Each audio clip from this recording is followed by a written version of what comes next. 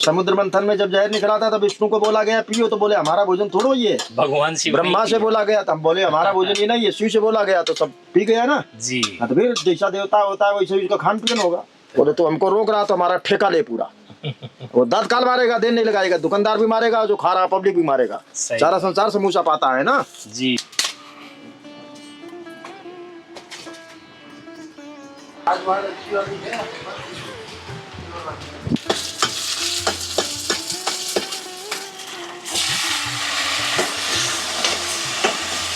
वो तो सारे संसार का विनाश कर रहा था, हलाल जहर था जी। तो वो दयालु है ना भगवान शिव, संहार करता भी है, दयालु भी है, दोनों काम, दोनों बातें हैं उसमें। समुद्र मंथन का काम बंद हो गया था, फिर बाबा के पास में गए तो बाबा ने बोल दिया हम पी लेंगे, पी डाला, तभी नाम पड़ा नीलकंठ।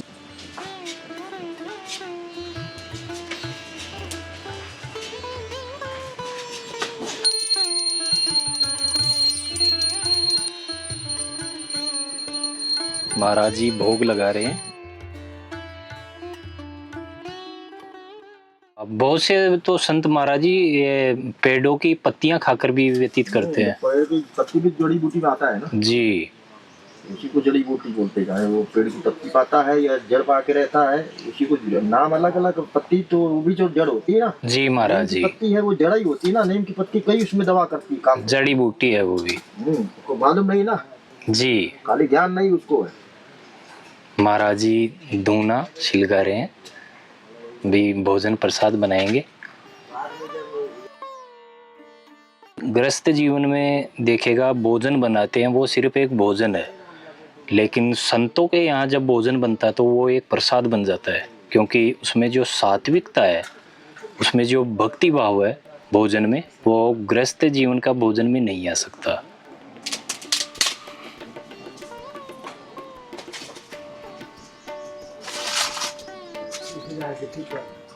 संतों का जीवन कोई साधारण जीवन नहीं है, यह है तप भक्ति के साथ साथ बहुत संघर्षमय जीवन है। महाराज जी जंगल से लकड़ियां चुग के लाते हैं और फिर उसके बाद में प्रसाद बनाते हैं।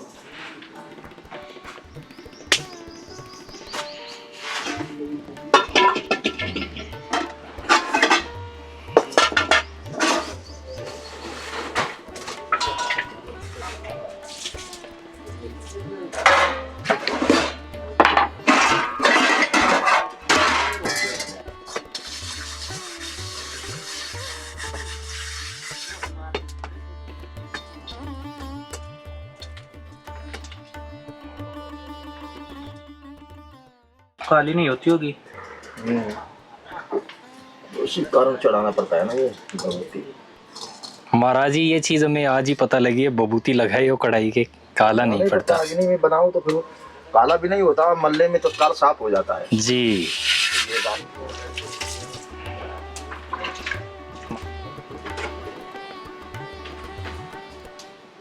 महाराज जी ये बात सत्य है क्या, जब भोजन बनाते समय अपने मन में जो विचार चल रहे हैं उसी तरह का विचार गुण भोजन में आ जाता है? हाँ वो प्रवेश हो जाता है। गलत अगर विचार है, गलत वातावरण, गलत जगह भोजन बन रहा, अशुद्ध जगह जी, उसमें वो लागू हो जाएगा अपने आप ही।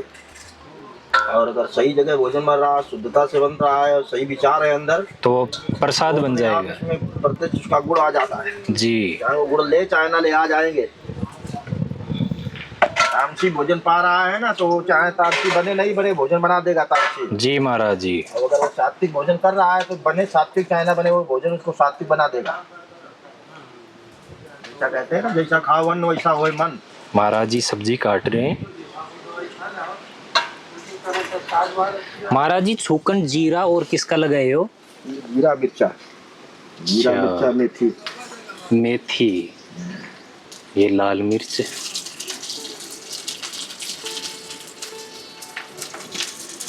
महाराज जी के हाथों से प्रसाद बन रहा है।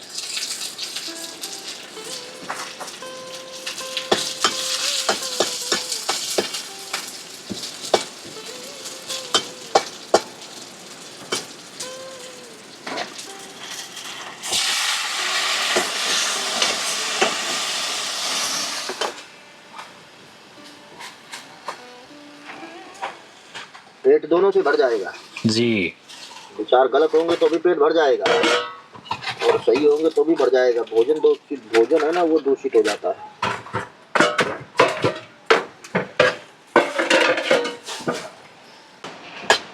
महाराज जी, जब कोई भक्ति भाव करे, भक्ति करे, ध्यान साधना करे तो किस तरह का भोजन बनाए महाराज जी? फिर बता तो सात्विक भोजन बनाना चाहिए ना। जी, मिर्च मसाला जो गरिष्ठ पदार्थ होते हैं बाहर के, जो गलत होगा ना मिर्च मसाला ज्यादा छोड़ने में। अगर जी। शांति विचार से रहना चाहता है तो मिर्ची मसाला और नमक सबको त्यागना। तामसी भोजन है ना ये। जी महाराज। जैसा मन खाएगा वैसे ही मन होगा ना। तामसी भोजन करेगा तो क्रोधी बनेगा ना। भगवान शिव धतूरा खाता है कि नहीं खाता है? जी। तो क्रोधी है कि नहीं है? हाँ सही। प्यार करता है। भगवान विष्णु क्या पाते हैं? कृष्ण राम मिश्री पिश्री भोग लगता है दूध का। जी है दोनों एक ही, पर लीला में जब वो तामसी संहार करेगा तो तामसी भोजन पाना पड़ेगा ना। शिव का धतूरा फतूरा भांग है ना, तो वो जो जब संहार करता है ना सबका विनाश करता है, तो विनाश करने वाले का फिर वैसे ही भोजन भी होगा। भगवान शिव का तो सारा संसार जानता है ना। समुद्र मंथन में जब जहर निकला था तब विष्णु को बोला गया पियो, तो बोले हमारा भोजन थोड़ो ये। भगवान शिव ब्रह्मा से बोला गया तब बोले हमारा भोजन ये नहीं है। शिव से बोला गया तो सब पी गया ना। जी। तो फिर जैसा देवता होता है वैसे उसका खान पीन होगा। जैसा तामसी अन्न पाएगा तामसी विचार होगा ना। सात्विक वाले को ये विरुद्ध है। और महाराज जी, बाहर की जो चीजें हैं, कचौरी समोसा खाते हैं लोग, वो सब उनका भी गलत त्याग है। करना पर पड़ेगा। गलत है, पाने वाला थोड़ा मानेगा। आप उससे कहो कि यह शुद्ध भोजन है तो वो उल्टे गाली देने लगेगा। ज्यादा करो तो मार भी खाओगे। ज्यादा अगर करे तो मार तत्काल खाओगे अगर रोक दिया उसको। सही बात है। बोले तो हमको रोक रहा तो हमारा ठेका ले पूरा। वो तत्काल मारेगा, देर नहीं लगाएगा। दुकानदार भी मारेगा, जो खा रहा पब्लिक भी मारेगा। सही। सारा संसार समोसा पाता है ना। जी। हमारे राजस्थान में तो समोसा की दुकानें ठिलियां होगी ना, बेचता है। खूब है महाराज। तो उसको कहना गलत है ना ऐसा। वो धतूरा पाए उससे क्या लेना अपने लेना देना है। वो तुम्हें क्षमता है। भगवान शिव में क्षमता थी ना जहर पाने को, तभी तो पिया ना। जब विष्णु को बोला गया ना कर दिया, हम नहीं पा, हमारा भोजन ही नहीं है ये।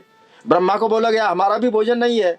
भगवान शिव ने ही ग्रहण किया। तो फिर वो देवता ऐसा है तो वो ग्रहण करेगा ना। वो खतरनाक देवता है तो खतरनाक भोजन भी होगा ना उसका।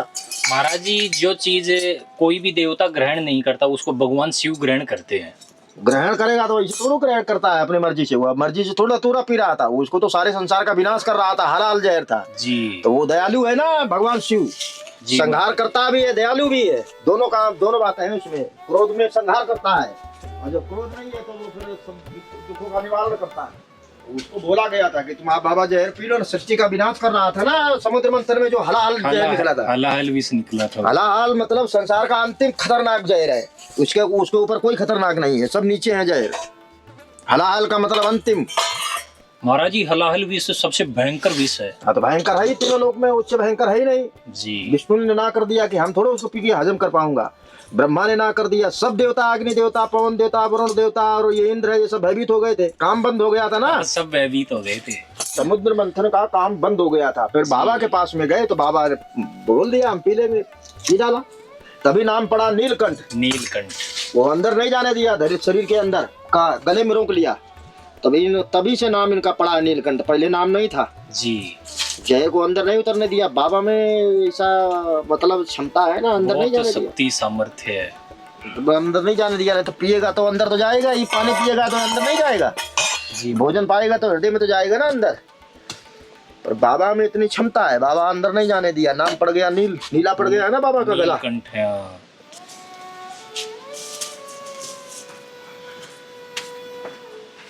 हरि ओम।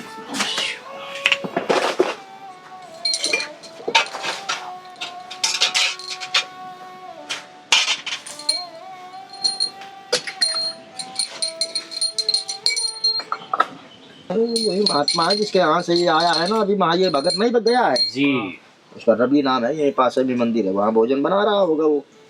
ये बैठने के लिए आता है, कभी कभी नहीं जाएगा। महाराज जी, आप गैया नहीं रखते क्या? नहीं, अपने पास गाय नहीं। उसी की गैया आती है, दे देता हूँ खाने के लिए।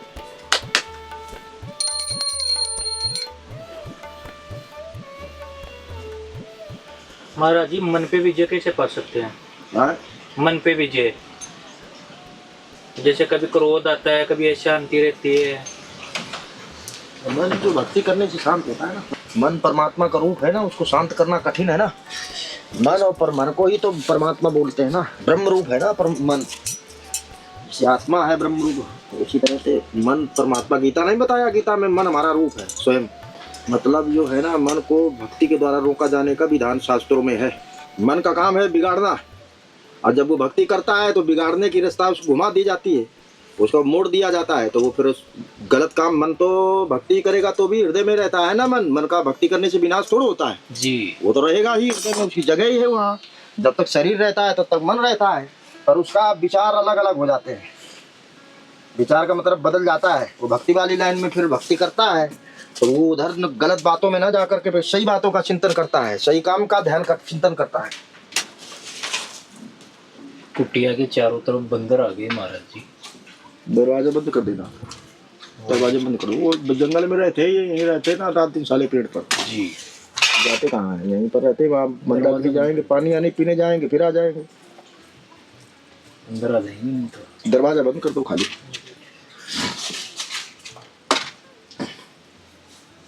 बंदर है वो, सब 24 घंटा यही रहते, कहीं जाते तो। वो एक कोने में बैठा है, एक बंदर वो बैठा महाराज जी की कुटिया के बाहर। चारों तरफ बंदर आ गए कुटिया के बाहर।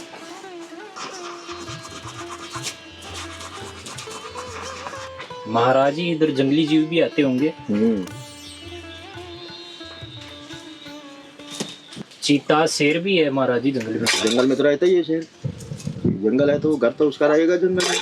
जी।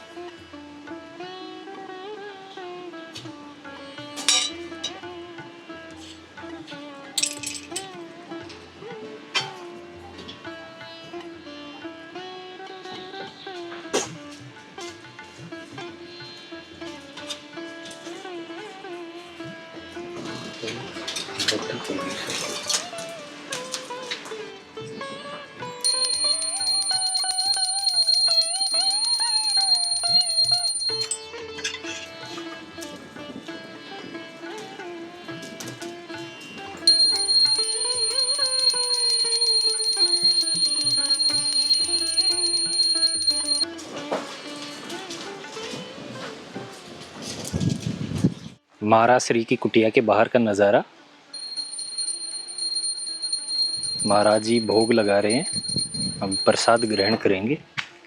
बाहर ये टंकी रखी है, पास में ही मंदाकिनी नदी है जहाँ से पानी लाकर इसमें महाराज जी भरते हैं। बहुत बड़ा वटवृक्ष, कितने बड़े आकार में फैला हुआ है। इसके जड़ें देखिएगा, ऊपर से इसकी जड़ें आ रही हैं और ज़मीन में ये जा चुकी हैं।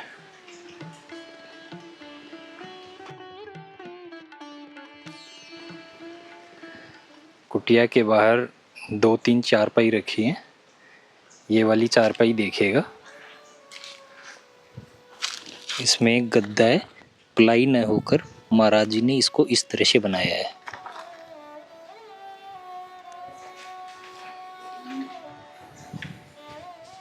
चारों तरफ घना जंगल है। महाराज जी बताते हैं कि यहाँ पर रात्रि को जंगली जीव आते हैं, बाघ आता है, तेंदुआ आता है और कभी कभार शेर भी आता है। यह महाराज जी ने हमें बताया है।